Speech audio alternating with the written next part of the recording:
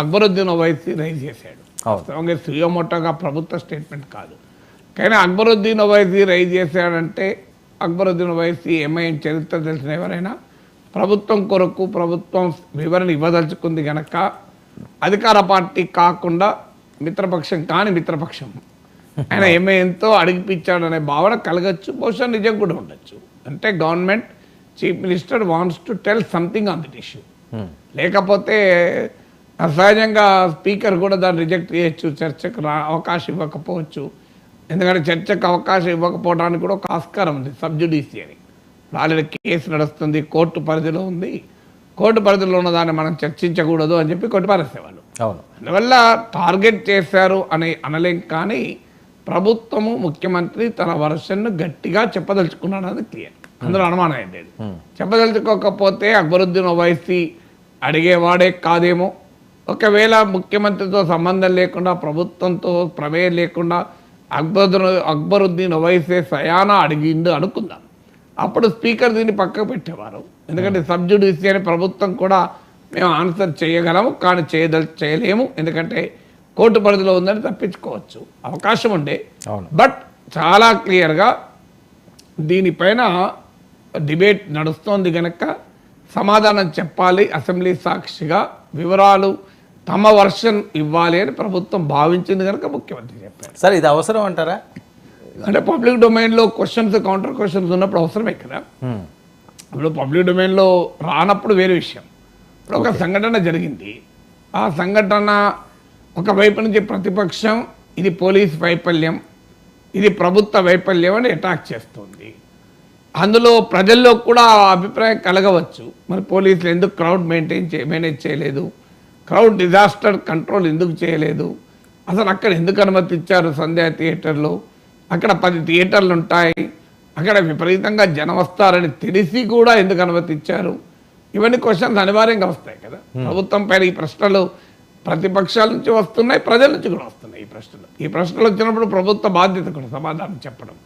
దానికి ఆల్రెడీ ఒక ఇన్సిడెంట్ జరిగిన తర్వాత ప్రభుత్వం కాన్ రన్ అవే, ప్రభుత్వం అనివార్యంగా దానికి రెస్పాండ్ కావాల్సింది. అప్పుడు పోలీసుల వైఫల్యం అని చెప్పి ఒకరో ఇద్దరు పోలీసు అధికారులను సస్పెండ్ చేసినా కూడా పొలిటికల్ డ్యామేజ్ ఎవరికి జరుగుతుంది, ప్రభుత్వానికి జరుగుతుంది. సో పొలిటికల్ డ్యామేజ్ జరిగే అవకాశం ఉంది కనుక సహజంగానే ప్రభుత్వం రియాక్ట్ కావడం మొదలైంది. ఎందుకంటే కేసు కూడా పెట్టకపోతే మరి ఇంత జరిగినా కేసు పెట్టరా అనే క్వశ్చన్ వస్తుంది. అందువల్ల కేసు కూడా A11గా Allu Arjun, not even A1 కాదు, A2 కాదు, A3 కాదు. So Allu Arjun A11. So అందువల్ల A11గా కేసు పెట్టాల్సి వచ్చింది. ఎందుకంటే కేసు ఒక ఇన్సిడెంట్ జరిగినా కేసు పెట్టకుండా ఉండలేదు కదా. కేసు పెట్టిన వెంటనే పోలీసుల వైఫల్యం అని ప్రతిపక్షం అందుకుంది. దాంతో అక్కడితో మొదలైంది. అక్కడితో మొదలై పొలిటికల్ కామెంట్లు, కంప్లైంట్లు కూడా వచ్చాయి.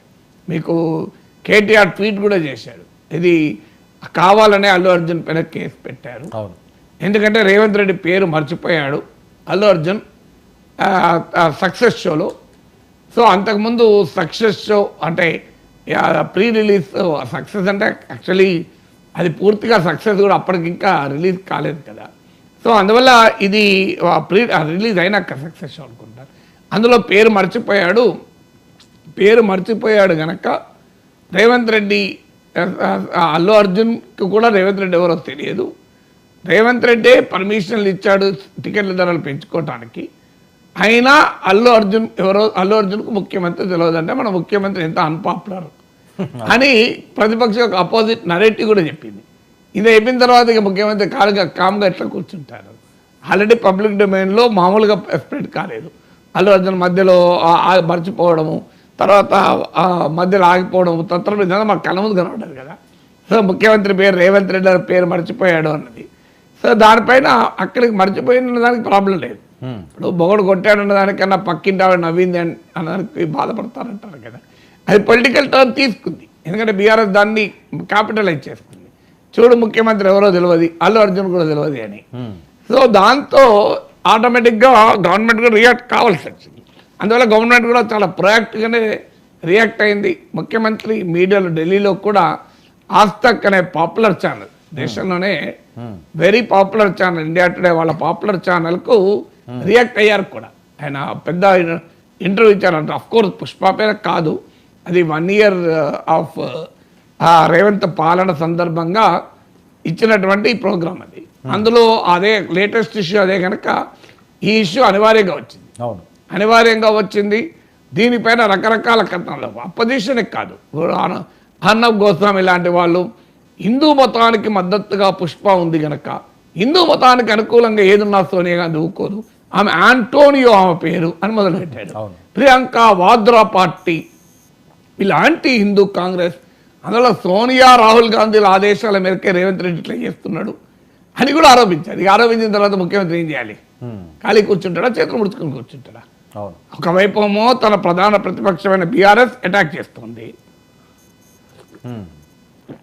మరోవైపేమో ఇది ప్రభుత్వ వైఫల్యము అనే ప్రశ్నలు పొలిటికల్గా వస్తున్నాయి.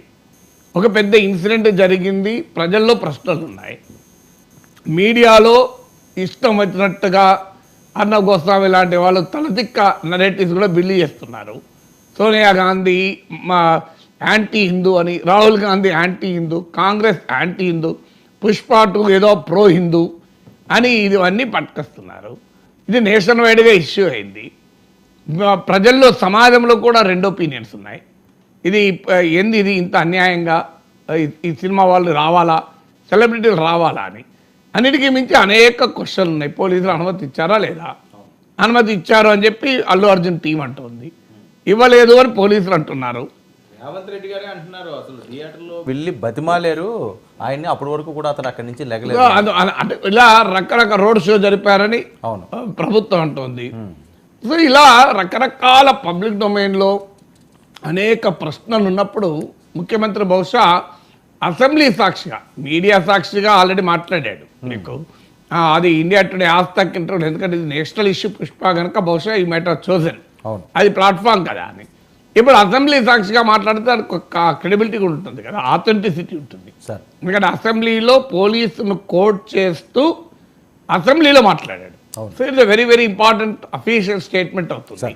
అది తప్పైతే కంటెంప్ట్ ఆఫ్ లెజిస్లేచర్ అవుతుంది. అంత అయ్యాక ఇక అల్లు అర్జున్ కామ్గా ఉంటే అల్లు అర్జున్ తప్పు చేశారన్నది ఎస్టాబ్లిష్ అవుతుంది కదా. అందువల్ల అల్లు అర్జున్ కూడా రియాక్ట్ అయ్యాడు, అంతే మొత్తాలు రియాక్ట్ అయ్యాడు. పేరు చెప్పలేదు కానీ టోన్ అండ్ టెనర్లో చేంజ్ ఉండొచ్చు, కానీ ఒక పొలిటీషియన్ స్టైల్లో పొలిటీషియన్ రియాక్ట్ అయితే ఈక్వల్లీ కంటెంట్ రీతే equally sharp Allu Arjun react అయ్యాడు.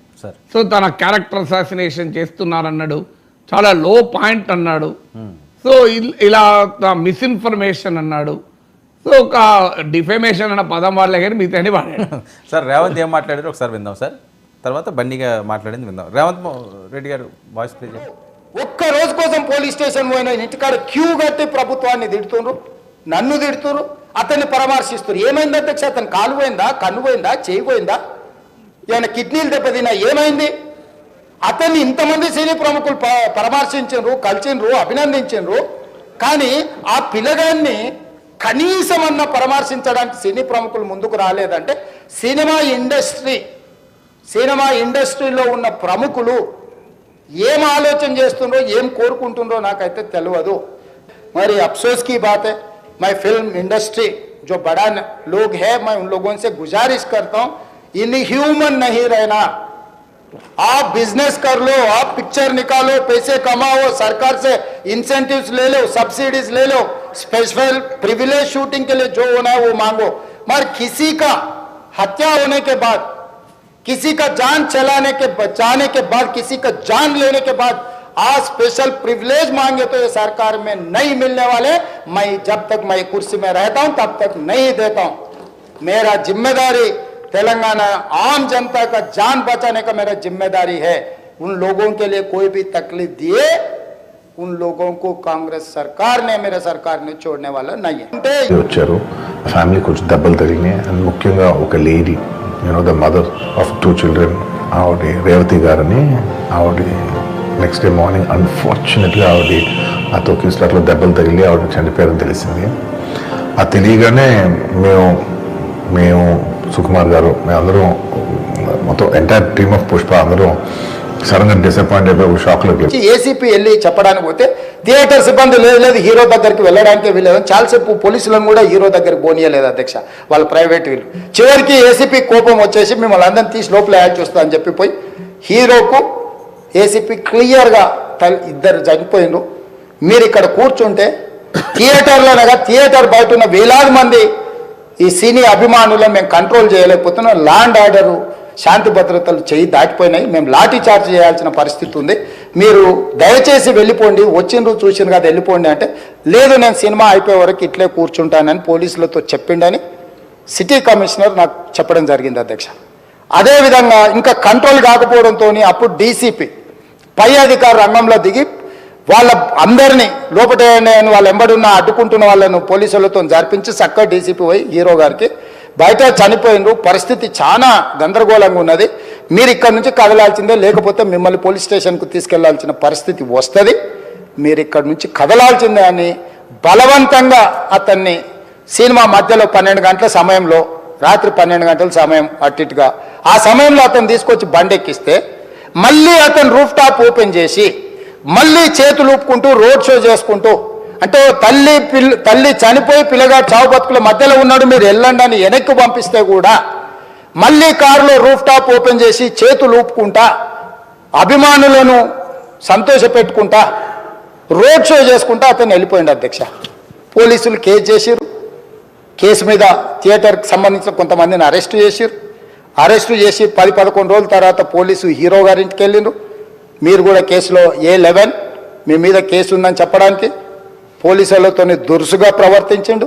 మీరు ఆ వీడియోలన్నీ కూడా చూసిండ్రు. ఆ పరిస్థితిలో చట్టాన్ని అమలు చేసే పోలీసులు ఆల్రెడీ ప్రాణాలు పోయినాయి, ఒక నిరుపేద తల్లి చనిపోయింది, కొడుకు చావు బతుకుల మధ్యలో ఉన్నాడు. ఆ రోజు కోర్టుల కేసులు కూడా వస్తున్నాయి. కోర్టుకు కూడా మీరు విచారణలు ఏం చేసిందని కోర్టుకు కూడా పోలీసులు జవాబు చెప్పాల్సిన పరిస్థితి ఉండే అధ్యక్ష. దాంతో మాట్లాడిన అంశం బన్నీ ఏం మాట్లాడారు ప్లే చేయండి.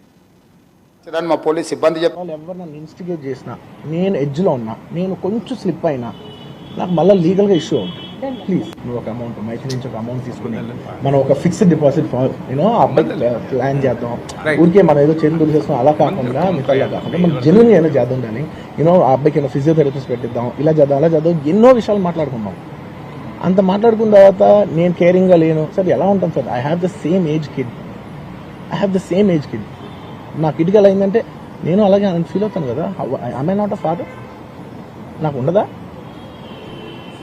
ఇన్ని క్యారెక్టర్ ఇంత అసాసినేట్ చేసినప్పుడు ఇట్స్ పబ్లిక్లీ హ్యూమిలియేటింగ్. నాకు చాలా బాధగా, నేను ఇంత చేసినా కూడా నాకు బాధగా ఉంది సార్. అయ్యమ్మ మన తెలుగు వాళ్ళు బరువు తీసిన పైన పెడతామని నేను సినిమా చేస్తుంటే మళ్ళీ లాక్కుంటున్నాం. Anyway doesn't matter. ఓకే, మీరందరూ నాకు వదిలేదు అసలు ఇంకా ఎండింగ్ ఎందుకు మళ్ళీ డబ్బులతో ఇచ్చాం. That very well. నేను ఒక్క నిమిషం let me complete please. It's my only request. నేను ఒక ఫ్లోలో ఉన్నా, మీరు ఒక్క ఫ్లో కట్ చేసినా టెల్ యూ వై. మీరు ఒకవేళ ఎవరు నన్ను ఇన్స్టిగేట్ చేసినా, నేను ఎడ్జ్లో ఉన్నా, నేను కొంచెం స్లిప్ అయినా నాకు మళ్ళీ లీగల్గా ఇష్యూ ఉంటుంది. ప్లీజ్ అదొక్కటే నాకు కోఆపరేట్ చేయండి please. On humanitarian grounds I request that. And to repeat the entire flow in a much shorter way, the entire national media which is watching in English, I would like to repeat the entire thing in a much shorter way. Firstly it's a very unfortunate. Sir ఇది తిను కూడా తన ఆవేదన వ్యక్తం చేస్తాడు. ఇది కావాలని ఎవరో చేసే పరిస్థితి. నాకు కూడా పిల్లలు ఉన్నారు కదా, ఆ వయసు కొడుకు నాకు ఉన్నాడు, నేను ఎలా చేస్తాను అంటే ఇప్పుడు అదే దీంట్లో ఇప్పుడున్న అసలు అర్థం కావాల్సిన పాయింట్ అదే. శాసనసభ వేదికపై పోలీసును కోట్ చేస్తూ ముఖ్యమంత్రి చేసిన అధికారిక ప్రకటన. అవును, మనకు అండలేను ఏదో ఇండియా టుడే ఆస్తక్ షోలో అన్నాడు, ఓ పొలిటికల్ లీడర్ అన్నాడు అన్నది కాదు కదా. Chief minister of the state coating the police commissioner of police నాకు చెప్పాడని కూడా చెప్పాడు. అవును. సో కోటింగ్ ద పోలీస్ అఫీషియల్గా ఫ్లోర్ ఆఫ్ ద హౌస్ చెప్పాడు. అది ఏమాత్రము తప్పైనా మిస్లీడింగ్ ద హౌస్ అవుతుంది, కంటెంప్ట్ ఆఫ్ లెజిస్లేచర్ అవుతుంది. ప్రతిపక్షాలు కూడా ఇప్పుడు ఖచ్చితంగా ప్రతిదానికి అకౌంటబిలిటీ అడుగుతారు. ఇప్పుడు ఉదాహరణకు ముఖ్యమంత్రి ఓ మాట చెప్పాడు, మేము పోలీసు వాళ్ళు 2nd రోజు వాళ్ళు అనుమతి అడిగారు, 3rd రోజు అనుమతి ఇవ్వలేము, రానియద్దు అని చెప్పి రిటర్న్గా చెప్పాము, ఎక్నాలెడ్జ్మెంట్ సంతకం పెట్టి తీసుకున్నారు, సంధ్యాతి యాజమానికి ఇచ్చి వచ్చాడని చెప్పారు. అన్న తర్వాత ఇప్పుడు రేపు దట్స్ పబ్లిక్ డాక్యుమెంట్ పోలీసుది. అవును. మరి వాళ్ళు నిజంగానే ఇప్పుడు సంధ్యాతేట యాజమాన్యానికి చెప్పి మీరు రావద్దు అన్నాక కూడా వెళ్ళారా? సో ఇవన్నీ చాలా సీరియస్ క్వశ్చన్స్. ఇందులో ఎమోషనల్ పాయింట్స్ ఉండొచ్చు. అంటే ముఖ్యమంత్రి ఒక ఎమోషన్ చెప్తున్నారు, ప్రజలు ఒక తల్లి చనిపోతే సినిమా హీరో స్పందించడా, చనిపోయిందని చెప్పినాక కూడా బయటికి రాడా, తర్వాత కూడా చనిపోయిందని తెలిసాక కూడా రోడ్ షో చేస్తాడా? అసలు ఈ సినిమా వాళ్ళకు కూడా అందరూ ఆయనను పరామర్శించారు, అల్లు అర్జున్ను, కానీ ఒక్కనన్నా వాళ్ళని పరామర్శించారు బాధితుల్ని అని ఒక పబ్లిక్ తరఫున ఒక ఎమోషన్ ముఖ్యమంత్రి రైజ్ చేస్తున్నాడు.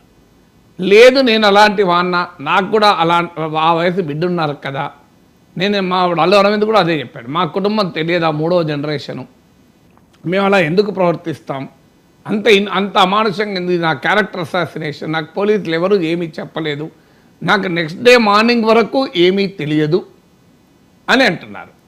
ఇంకా నెక్స్ట్ డే మార్నింగ్ వరకు ఏమీ తెలియదు అన్నది కొద్దిగా నమ్మటానికి ఇబ్బందిగా ఉంది. ఎందుకంటే ఆ సినిమా థియేటర్లో ఉండగా తెలియదు అని అల్లు అర్జున్ అంటే దట్ ఈస్ వన్ వర్షన్. తెలుసు పోలీసులు చెప్పారనేది ముఖ్యమంత్రి version, which can be contested both. కానీ నెక్స్ట్ డే మార్నింగ్ వరకు కూడా తెలియదు అంటున్నాడు.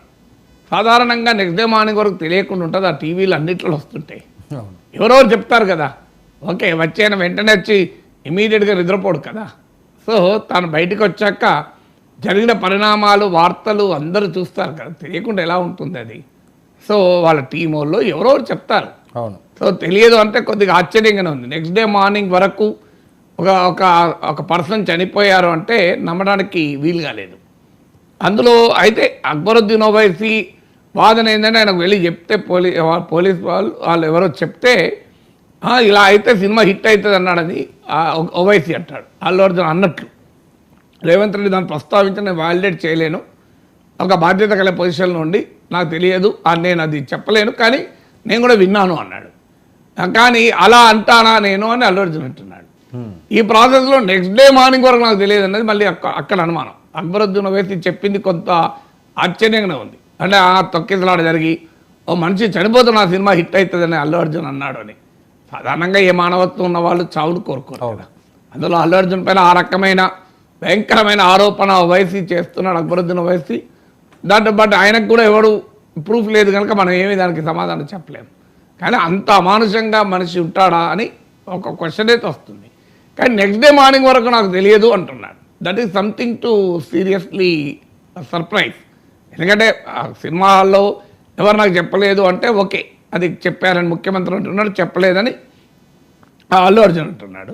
తర్వాత కారులో వెళ్ళేటప్పుడు ఎక్కడో ఒక చోట ఇంటికి వెళ్ళాక రాత్రైనా తెలుస్తుంది కదా, టీవీ పెడితే తెలుస్తుంది కదా ఏం జరిగింది అని. ఎందుకంటే అది పెద్ద వైరల్ కూడా సార్. అసలు వైరల్ అయ్యి మొత్తం ప్రపంచమంతా, మీరు ప్రపంచమంతా స్టాంపీడ్లో చనిపోయారని వార్తలు వస్తుంటే అల్లు అర్జున్కు నెక్స్ట్ డే మార్నింగ్ వరకు తెలియదు అంటే కొంత నమ్మడానికి వీలుగా లేదు. మరి ఎవరు ఎందుకు చెప్పలేదు? మరి ఆయన టీం వాళ్ళు ఎక్కడ పోయారు? పెద్ద టీం ఉంటుంది కదా.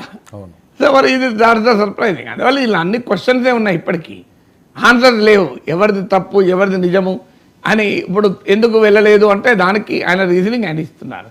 రోడ్ షో అని ముఖ్యమంత్రి అంటాడు, రోడ్ షో కాదు, క్రౌడ్ డిస్పర్స్ చేయడానికే తాను సన్ రూఫ్ నుంచి పైకి వచ్చాను అని అల్లు అర్జున్ చెప్తున్నాడు. సో అందువల్ల ఎవ్రీ పాయింట్ 2 వర్షన్స్ ఉన్నాయి. ఏ వర్షన్ నిజమా అనేది that has to be proved. Sir ఏదైతే ఈ ఇండస్ట్రీకి సంబంధించి లేకపోతే ఇండస్ట్రీకి తెలంగాణ రాష్ట్ర ప్రభుత్వం తీసుకున్న నిర్ణయం కొద్దిగా ఇబ్బందికరంగా ఉండే పరిస్థితి ఉంటుంది. ఎందుకంటే ఒక ప్యాన్ ఇండియా అంటున్నారు, ఆ 3-4 రోజుల్లోనే 100 కోట్లు 1000 కోట్లు వచ్చినాయని ఎవరు రికార్డులు అని చెప్పుకున్న పరిస్థితి. ఇప్పుడు మొత్తం బ్యాన్ చేసి పడేసామని చెప్తున్నాడు ఈయన. బెనిఫిట్ షోలు లేవు, టికెట్లు రేట్లు పెంచడం. అంటే దానిపైన ఆల్రెడీ ప్రజల్లో కూడా వ్యతిరేకత వస్తుంది. ఎందుకంటే సినిమా ఇప్పుడు సినిమా హీరోకు 300 కోట్లు ఇచ్చారు. Allu Arjun highest paid actor Forbes India లెక్క ప్రకారం. పుష్ప 2కు 300 crores బడ్జెట్, 500 కోట్లు బడ్జెట్ అనుకుంటారు. అంటే హీరోలు భారీ పారితోషికం తీసుకోవడం వల్ల సినిమా బడ్జెట్ విపరీతంగా పెరుగుతుంది. దాని భారం ఎవరి మీద వేస్తున్నారు? ప్రజలపైన వేస్తున్నారు. ఇప్పుడు సినిమా ప్రొడక్షన్ కాస్ట్ పెరగడం ఒక ఎత్తు అయితే హీరో ఎగ్జార్బిటెంట్గా డిమాండ్ చేస్తున్నాడు. ఇప్పుడు 300 మన ఫోర్బ్స్ ఇండియా కథనం ప్రకారం ఎవరైతే దాన్ని కౌంటర్ చేయలే హైయెస్ట్ పేడ్ 10 మంది, సల్మాన్ ఖాన్, షారూక్ ఖాన్, దళపతి విజయ్, రజనీకాంత్, కమల్ హాసన్, అక్షయ్ కుమార్, ఇలా అందరికన్నా అమీర్ ఖాన్, వీళ్ళందరికన్నా ప్రభాస్, అందరికన్నా హైయెస్ట్ పేడ్ యాక్టర్ ఎవరు అంటే అల్లు అర్జున్.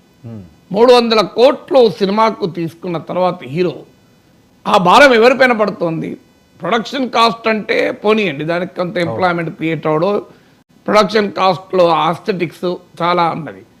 హీరో తీసుకోవడా అని అంటే హీరో అంటాడు నా టాలెంట్ బట్టే కదా సినిమా నడిచేది, హీరో వల్లే నడుస్తున్నప్పుడు నేను నా డిమాండ్ అండ్ సప్లై అని అనొచ్చు.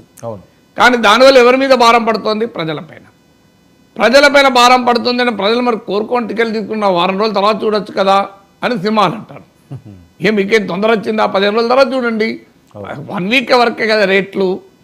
మార్కెట్లో ప్రతి ప్రోడక్ట్కు ప్రొడ్యూసరే డిసైడ్ చేస్తాడు ఎంత రేటు. ఇప్పుడు దీనిపైన ఎవరు డిసైడ్ చేశాడు ఈ ఐఫోన్ రేట్ ఎంత ఉండాలని? యాపిల్లో డిసైడ్ చేశాడు తప్ప ప్రభుత్వం డిసైడ్ చేయలే కదా. కేంద్ర ప్రభుత్వమో రాష్ట్ర ప్రభుత్వమో యాపిల్ ఐఫోన్ ఇంత రేటు ఉండాలని ఎవరైనా డిసైడ్ చేశారా? చేయలే కదా. యాపిల్ ఐఫోన్ ఇంత రేటు ఉన్నది అంటే వాడకు. దేశంలో ఫోన్లు లేవా? బోలెడు ఫోన్లు ఉన్నాయి కదా, ఐఫోనే వాడాలని రూల్ ఏం లేదు కదా. ఇప్పుడు కొత్త ఫోన్ అయితే లేటెస్ట్ వర్షన్ 1,00,000 పైన 1,20,000 1,30,000 ఉంది. నేను పాత వర్షను మా కుటుంబ సభ్యులు వాడిన తర్వాత దానిగా వాళ్ళు వాడమనుకున్నప్పుడు నేను వాడుతుంటాను. కొత్తది ఎందుకు అంత కాస్ట్ పెట్టాలి అని. సో వాళ్ళు వాడి వాళ్ళు ఒక దశకు వచ్చి ఇక మేము వాడము అన్నాక నేను తీసుకుంటాను. సో ఎందుకంటే నాకు ఇష్టం లేదు అంత పెట్టుడు. కొత్తది ప్రో వర్షన్, ఆ వర్షన్ 18 ఏ వర్షన్ అయితే నాకేంది, నాకు అంత సమయం లేదు అని అంటే ఇట్ ఈస్ ఎ చాయిస్. ఒక ప్రైస్ మ్యానుఫ్యాక్చర్ డిసైడ్ చేస్తాడు, కస్టమర్ డిసైడ్ చేసుకుంటాడు కొనాలి వద్దాని. సినిమా వరకు వచ్చే వరకే ప్రభుత్వం ఎవరు డిసైడ్ చేసేది అంటే సినిమా ఎంత ఖర్చు పెట్టాలో తీస్తే ప్రజలు చూడబోతే అయితే చూస్తారు, చూడబోదు కాకపోతే బోలెడు సినిమాలు ఉన్నాయి. ఇది ఒక్క సినిమా లేదు కదా. ఇప్పుడు పుష్ప 2 1,300 పెట్టినారు. పుష్ప 2 చూడకు, ఇంకో సినిమా చూడు, పక్కన ఇంకోటి ఉంది కదా అని. ఇది అంటే రెండు వైపులా పదనైన కత్తి. మరి ప్రభుత్వమే అనుమతిస్తుంది టికెట్లు పెంచుకోమని. ఎందుకు అనుమతిస్తుంది? మరి మార్కెట్కి వదిలేయచ్చు కదా. ఇలాంటి క్వశ్చన్స్ అన్నీ ఉన్నాయి. ప్రజల వినోదాన్ని సొమ్ము చేసుకుంటున్నారు కదా. అంటే ప్రజలకు రైట్ టు ఎంటర్టైన్మెంట్ ఉన్నది అంటే అంటే వాళ్ళు అంటారు మరి మేము ఇంత ఖర్చు పెట్టాం, 500 కోట్లు పెట్టి సినిమా తీస్తాం, 1000 కోట్లు పెట్టి సినిమా తీస్తాం. మీరు సక్సెస్ అయిన సినిమాని చూస్తారు, ఫెయిల్ అయిన సినిమా సంగతి ఏంటి? మరి ఫెయిల్ అయితే మా 500 కోట్లు మునుగుతాం కదా. అప్పుడు ఏ ప్రభుత్వం మమ్మల్ని ఆదుకుంటుంది? ఏ ప్రేక్షకులు ఆదుకుంటారో వాళ్ళు అంటారు. దీనికి ఆన్సర్ లేదు. సో అందువల్ల అయితే ప్రజల్లో కూడా ఇప్పుడు ఇక్కడ ఇంత పొలిటికల్ కంటెస్టేషన్ రావటానికి సమాజంలో వన్ సైడ్ ఒపీనియన్ లేదు. సినిమా టికెట్ల మీద వన్ సైడ్ ఒపీనియన్ లేదు, సినిమా ఇండస్ట్రీ పైన కూడా వన్ సైడ్ ఒపీనియన్ లేదు. ఇప్పుడు ఈ పుష్ప సినిమా ఇప్పుడు అందుకే ముఖ్యమంత్రి అంటాడు కదా వాళ్ళు వ్యాపారం చేసుకుంటారు, సంపాదించుకుంటున్నారు అని. సినిమా సెలబ్రిటీలపై కూడా ఒకవైపేమో అభిమానం ఉంటుంది, మరోవైపేమో ప్రశ్న కూడా ఉంది ఎందుకు ఇలా అని. సో ఇప్పుడు అలాగే ఈ ఎపిసోడ్ పైన కూడా భిన్న అభిప్రాయాలు ఉన్నాయి. మీరు ఒపీనియన్ పోల్ పెట్టండి, ఇందులో ప్రభుత్వం తప్ప అల్లు అర్జున్ తప్ప అని పెట్టండి, ఈక్వల్గా ఉంటుంది. ఇంకా ఈక్వల్ అంటే ఎగ్జాక్ట్ ఈక్వల్ కాదు, బట్ 2 వర్షాలు బలంగా ఉంటాయి. ఇప్పుడు 2 వర్షాలు బలంగా ఉన్నాయి కనుకనే గవర్నమెంట్ టేకెన్. వన్ సైడ్ ఉండి అల్లు అర్జున్ అన్యాయంగా చేస్తున్నారంటే ప్రభుత్వం కూడా ప్రభుత్వం అంటే పొలిటికల్ రాజకీయం కదా, ప్రజల వ్యతిరేకత ప్రభుత్వం ఎందుకు ఉంటుంది. సో దీంట్లో పొలిటికల్ కంటెస్టేషన్ ఉంది, మెగా బ్రదర్స్ వర్సెస్ అల్లు, ఇదంతా దానికి బ్యాక్డ్రాప్ నడిచింది. సో అనేక ఫ్యాక్టర్స్ ఉన్నాయి. అందువల్ల ఇందులో ఈ ఫ్యాక్టర్స్లో అయితే ఎక్కడ సమస్య వచ్చింది ఎవరికి అర్థం కాదు. ఎందుకంటే అల్లు అర్జున్ సినిమాకు ప్రభుత్వం రేట్లు పెంచుకొని అవకాశం ఇచ్చింది, బెనిఫిట్ షోలు ఇచ్చింది, అన్ని ఇచ్చింది కదా, ఎక్కడ అభ్యంతరం చెప్పలే. సయానా మా ఫాదర్ ఇన్లా అల్లు అర్జున్ మామ కాంగ్రెస్ నాయకుడు, మల్కాజ్గిరి నుంచి క్యాండిడేట్ కావాల్సిన వాడు. ఆజతక్ ఇంటర్వ్యూలో రేవంత్ రెడ్డి చెప్పాడు మాకు బంధువు కూడా అని చెప్పాడు. అల్లు అర్జున్ అత్తగారు వాళ్ళు మాకు బంధువు అని కూడా చెప్పాడు.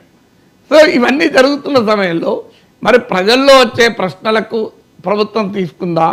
Nobody knows what. మీరు ఇన్సైడ్ చెప్తారన్నా, నాకు ఇన్సైడ్ నాకు కూడా తెలియదు. అందరికీ తెలిసింది అవుట్ సైడే, ఇన్సైడ్. అవుట్ సైడ్ చూసి మనం సైడ్ తీసుకోలేము, ఇన్సైడ్ తెలియదు, అవుట్ సైడ్ చూసి సైడ్ తీసుకోలేము. అందువల్ల బోత్ సైడ్ చెప్పి ప్రజలకు వదిలేయడమే. సార్ ఇది ఇక్కడతోటి ఆపాల్సిన అవసరం ఉందంటారా? ఎందుకు అవుతుంది? ఆగే క్వశ్చన్ లేదు. మీరు నేను తలుచుకుంటూ అవుతుందా? పబ్లిక్ డొమైన్లో పొలిటికల్ కంటెస్టేషన్ అయిన తర్వాత ఎవరు ఆపుతారు? ప్రభుత్వం ఆపుతుందా, గవర్నమెంట్ ఆపుతుందా, అపోజిషన్ ఆపుతుందా? సార్ సినిమా ఇండస్ట్రీ ఆపాలని కోరుకోవచ్చు. సో ఈ ప్రాసెస్ ఇప్పుడు అల్లు అర్జున్ అరెస్ట్ అయినప్పుడు సినిమా వాళ్ళంతా ఆయన దగ్గరికి వెళ్ళి క్యూ కట్టారు. అవును అది సహజంగా ఒక ప్రభుత్వం అరెస్ట్ చేసింది. ఎవరు అరెస్ట్ చేశారు? ప్రభుత్వం. ఆ ప్రభుత్వం అరెస్ట్ చేసిన వ్యక్తికి సాలిడారిటీగా ఫిలిం ఇండస్ట్రీ మొత్తం వెళ్ళింది. అవును మొత్తం అంటే ప్రముఖులంతా వెళ్ళారు. సహజంగానే ప్రభుత్వ పర్సెప్షన్ ఏముంటుంది? వీళ్ళందరూ అల్లు అర్జున్ రైట్ అంటున్నారు అంటే ప్రభుత్వం తప్పు అంటున్నారు కదా. అవును రేవంత్ రెడ్డి కూడా ఇంత సీరియస్గా రియాక్ట్ అయ్యేదానికి అదొక పాయింట్ అయి ఉండాలి. అంటే మొత్తం ఫిలిం, ఎందుకంటే రేవంత్ రెడ్డి అల్లు అర్జున్ పైన రియాక్ట్ కాలేదు, ఫిలిం ఇండస్ట్రీ పై రియాక్ట్ అయ్యాడు. అవును అందువల్ల ఫిలిం ఇండస్ట్రీ మొత్తం అల్లు అర్జున్కు సాలిడారిటీ కోసం వెళ్ళారు. వాళ్ళు ఏదో రేవంత్ రెడ్డి మీద కోపంతో వెళ్ళారని నేనేమన్నాను, రేవంత్ రెడ్డిని విమర్శించడానికి వెళ్ళారని కాదు. అల్లు అర్జున్కు సాలిడారిటీ చెప్పడానికి వెళ్ళినా ఆ కాంటెక్స్ట్ ఎట్లా మారింది? అల్లు అర్జున్ నార్మల్ టైంలో సాలిడారిటీ చెప్తే అభ్యంతరం లేదు. ఒక తప్పు జరిగింది అని పోలీస్ కేసు పెట్టి ప్రభుత్వం తప్పు జరిగిందని అంటున్నప్పుడు ఆయన జైలు నుంచి వచ్చిన సందర్భంగా అందరు సినిమాలు ఒకరి తర్వాత ఒకరు వెళ్ళి కలిస్తే అంటే వాళ్ళు ఏం మెసేజ్ ఇస్తారు సమాజానికి? అల్లు అర్జున్కి వైపు మేమున్నాం, అల్లు అర్జున్ ప్రభుత్వం ఇబ్బంది పెడుతుందని ఒకవైపు అపోజిషన్ అంటుంది. ఈ మొత్తం స్క్రిప్ట్ అంటే ఎట్లా వచ్చింది అంటే ఫిలిం ఇండస్ట్రీ వర్సెస్ గవర్నమెంట్గా మారింది. ఇక మారిన తర్వాత గవర్నమెంట్ రియాక్ట్ అయింది, బెనిఫిట్స్ రద్దు చేస్తాం. ఆల్రెడీ ప్రజల్లో ఒక డిఫరెంట్ ఒపీనియన్ ఉంది, ఏంటి ఈ ధరలు ఇంత టికెట్ ధరలు పెంచుకునే ఏంటి అని. సో ఇవన్నీ కాంబినేషన్ ఆఫ్ ఫ్యాక్టర్స్ ఉన్నాయి, ఒక వెబ్ ఆఫ్ థింగ్స్ ఉన్నాయి. ఇందులో కుల్లంకుల్లా కావడానికి చాలా సమయం పడుతుంది. సార్ జాతీయ స్థాయిలో నన్ను దోషిగా నిలబెడుతున్నారు అన్నది అల్లు అర్జున్ గారి ఆవేదన. నిజంగా అది ఎస్టాబ్లిష్ అవుతున్నదా పబ్లిక్లో? పబ్లిక్లో ఇది అది ఎస్టాబ్లిష్ అవుతుందని మనం ఇక్కడ కూర్చొని డిసైడ్ చేయలేము, ఎందుకంటే కోట్లాది మంది ప్రజలు మనం అంటే ఆయన ఆవేదన అదే కదా సార్, నేను జాతీయ స్థాయిలో నన్ను దోషం చేశారు అని కదా. అంటే డెఫినెట్గా పోలీస్ కేసు పెట్టిందంటే నిందితులు అన్నట్టు, అక్యూజ్ అని. కొత్తగా దోషం చేయడం ఏంటి? ఇది అక్యూజ్ నెంబర్ 11, A11 కదా. A11 అంటే ఏంటి? ఏ అంటే అక్యూజ్డ్, ఏ అంటే యాపిల్ కాదు, ఏ ఫర్ యాపిల్ కాదు కదా, ఇక్కడ ఏ ఫర్ యాపిల్ కాదు, ఏ ఫర్ అక్యూజ్డే కదా A11 అంటే. సో అక్యూజ్ నెంబర్ 11 అంటే మరి ప్రభుత్వం దోషిగా నిలబెట్టింది. అయితే నిందితులు మాత్రమే, ఇప్పుడు ఆయన నేరస్తుడు కాదు కదా, నేరస్తుడు కాదు. హైకోర్టు ప్రైమా ఫేసి ఎవిడెన్స్ లేదని కూడా చెప్పింది. రేపు కోర్టులో తేలుతుంది అల్టిమేట్గా ఏమవుతుందని, ఎందుకంటే ఉభయల వైపు వాదనలు కంప్లీట్లీ అపోజిట్ ఉన్నాయి. ఇందులో ఎక్కడన్నా ఒక చోట గ్రే ఏరియా లేదు, కంప్లీట్ డైవర్స్. పోలీసులు అనుమతి ఇవ్వలేదు అని ప్రభుత్వం అంటుంది, అనుమతి ఇచ్చారని అల్లు అర్జున్ తరఫు టీం అంటుంది. అనుమతి ఇవ్వకపోతే పోలీసు వాళ్ళే నాకు ఎందుకు దారి చూపారని అల్లు అర్జున్ అంటాడు. సో అందువల్ల కంప్లీట్లీ కంటెస్టబుల్ ఉన్నాయి కనుక మెటీరియల్ ఎవిడెన్స్ కోర్టు ముందుకు రావాల్సిందే. ఇప్పుడు పొలిటికల్ డొమైన్లో, పబ్లిక్ డొమైన్లో ఎవరి వాదన వాళ్ళు చెప్పచ్చు. అల్టిమేట్గా కోర్టు ముందు వాదనలు చెప్తే సరిపోదు కదా, court will ask for the evidence. ఇప్పుడు ఉదాహరణకు ముఖ్యమంత్రి మాట అన్నాడు, మేము లిఖితపూర్వకంగా సంధ్యా థియేటర్ యాజమాన్యానికి December 2న వాళ్ళు అప్లికేషన్ పెడితే December 3న రావద్దు అని చెప్పాము. ఎక్నాలెడ్జ్మెంట్ ఉంది, సంతకం పెట్టాడు అడ్మినిస్ట్రేటివ్ ఆఫీసర్ సంధ్యా థియేటర్కి ఇచ్చాం, దాని మీద సీల్ వేసి సంతకం పెట్టి మాకు ఇచ్చారన్నాడు. కోర్టు ముందు అది ప్రజెంట్ చేయాల్సి వస్తుంది పోలీసు. అవును, మరి అది ప్రజెంట్ చేసినప్పుడు అల్లు అర్జున్ టీం ఏమంటుంది? మరి అట్లా క్లియర్గా రిజెక్ట్ చేసిన తర్వాత కూడా మరి ఎలా వచ్చారు? తర్వాత ఒక రోడ్ షో చేశారని ముఖ్యమంత్రి అంటాడు. ఇది రోడ్ షో కాదు, కొద్ది మీటర్ల ముందు, అది కూడా ఆడియన్స్ డిస్పర్స్ కావాలని నేను బయటికి వచ్చానంటారు. రేపు ఆ విజువల్స్ ఫుటేజ్ అంతా కోర్టు ముందుకు వస్తుంది కదా. ఇవన్నీ మెటీరియల్ ఎవిడెన్స్. పొలిటికల్ డొమైన్లో, పబ్లిక్ డొమైన్లో ఎవరి వాదనలు వాళ్ళు చెప్పచ్చు, కానీ అల్టిమేట్గా కోర్టు ముందుకు వచ్చే వరకు material evidence. Court will see the videos also if required. ఎందుకంటే ఆ వీడియోలు చూస్తారు. ఇప్పుడు మీకు అల్లు అర్జున్ దురుసుగా ప్రవర్తించాడు అని ముఖ్యమంత్రి అసెంబ్లీ సాక్షిగా అంటూ మీరు ఆ వీడియోలు కూడా చూశారు అన్నారు. అల్లు అర్జున్ ఆర్గ్యుమెంట్ ఏంటి? నా బెడ్రూమ్లోకి వచ్చారు, నేను డ్రెస్ మార్చుకుంటే అంటే కూడా ఎలో చేయలేదు అని అన్నారు. ఈ రెండు కంప్లీట్లీ కాంట్రడిక్టరీ. వీడియోలు చూడండి అని కూడా అంటున్నాడు ముఖ్యమంత్రి. ఇప్పుడు ఆ వీడియోలు మరి మెటీరియల్ ఎవిడెన్స్ కోర్టు ముందుకు వస్తాయి. సో అందువల్ల కోర్టు ముందు మెటీరియల్ ఎవిడెన్స్తో వచ్చినప్పుడు వాట్ ఈజ్ వాట్ అని తెలుస్తుంది కదా. అయితే ఇప్పుడు కొన్ని ఉన్నాయి, ఇలా మెటీరియల్ ఎవిడెన్స్ ఉండడం కష్టం. ఏసీపీ వెళ్ళాడు ముందు, డీసీపీ వెళ్ళి చెప్పాడు, ఆయన ముందే చెప్పినా కూడా సినిమా చూశాడని. అది మరి ఎలా ప్రూవ్ చేస్తారో తెలియదు, ఎందుకంటే అది ఓరల్గా చెప్పడమే కదా. సో అక్కడ ఎవరమో సాక్షులుగా ఎవరుంటారు, ఎవరు చెప్తారు అనేది క్వశ్చన్. థియేటర్లో కష్టం కూడా అది థియేటర్లో కష్టం కదా, నథింగ్ ఈజ్ రికార్డెడ్ కదా. థియేటర్లో ఈ సీసీటీవీ ఉంటాం. సార్ గతంలో ఇలాంటి సిచ్యువేషన్లు, ఇలాంటి సంఘటనలు ఏమన్నా జరిగిన సందర్భం ఉన్నా సార్? అంటే మనకు గుర్తులేదు మాట్లాడకూడదు. గతంలో స్టాంపీడ్లు జరిగిన సందర్భాలు ఉన్నాయి. ఓకే. ఇక్కడ మాత్రం నిజం క్రౌడ్ డిజాస్టర్స్ మన దేశంలో అనేక సార్లు జరుగుతున్నాయి. అవును. మొన్న ఉత్తరప్రదేశ్లో బోలే బాబా, ఉమ్. మీకు గోదావరి పుష్కరాలు, అవును. జయలలిత మీటింగ్లో జరిగింది, మనకు పొలిటికల్ మీటింగ్స్లో జరుగుతున్నాయి, మీకు గుజరాత్లో ఒక బ్రిడ్జ్ మీద జరిగింది. ఇలా ఒక్కసారి కాదు, ఇది దేవాలయాల్లో జరుగుతున్నాయి, ఆరాధనా స్థలాల్లో జరుగుతున్నాయి, ఇలా అనేక సార్లు జరుగుతున్నాయి. అయినా ప్రాపర్ క్రౌడ్ డిజాస్టర్ మేనేజ్మెంట్ అనేది ఎవరూ పట్టించుకుంటలేదు. అదే అన్ఫార్చునేట్. ఫస్ట్ ఆఫ్ ఆల్ ఆ సంధ్యా థియేటర్కు సినిమా హీరోలు రాకూడదు. అందరికీ తెలుసు అక్కడ 10 షాపులు ఉన్నాయి, 10 థియేటర్లు ఉన్నాయి. అవును. అదే టైంకు 10 థియేటర్లో షోలు ఉంటాయి. అదే సమయంలో అక్కడ ఎగ్జిట్ ఎంట్రీకి గేట్లు ఏమి సెపరేట్గా లేవు. సంధ్యా థియేటర్, అవును. Sandhya theatre is not an open multiplex కాదు. ఎప్పుడు కూడా క్రౌడ్ డిస్పర్స్ చేయడానికి కూడా ఫెసిలిటీ ఉండాలి కదా. అవును. క్రౌడ్ డిస్పర్స్ చేయడానికి అది మెయిన్